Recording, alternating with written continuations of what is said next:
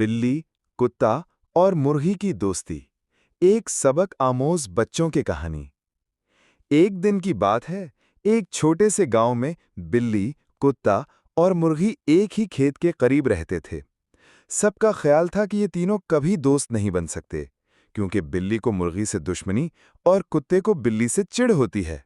मगर हुआ यूं कि एक दिन गांव में शदीद तूफान आया। दरख्त टूटने लगे, पानी भर गया और जानवर इधर-उधर भागने लगे। मुर्गी का घोंसला गिर गया। वो परेशान होकर इधर-उधर छुपने की जगह ढूंढने लगी। मुर्गी हैरान हुई मगर बिल्ली के साथ चल पड़ी। कुत्ता भी वहीं से गुजर रहा था। उसने बिल्ली को मुर्गी के साथ देखा तो भौंका, ये क्या कर रही हो, इसे खाओगी? बिल्ली बोली, नहीं, आज हम सबको एक दूसरे की मदद करनी है, दुश्मनी बाद में देखेंगे। कुत्ता भी नर्म पड़ गया और बोला, चलो मैं पहरा देता हूं ताकि कोई और जानवर तुम्हें नुकसान न पहुंचाए। यूं तीनों ने एक दूसरे का साथ दिया। तूफान खत्म हुआ और जब सूरज निकला तो वो अब सिर्फ पड़ोसी नहीं, बल्कि सच्चे दोस्त बन चुके थे।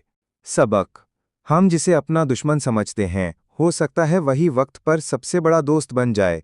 इत्तेफाक और मदद ही असल ताकत है।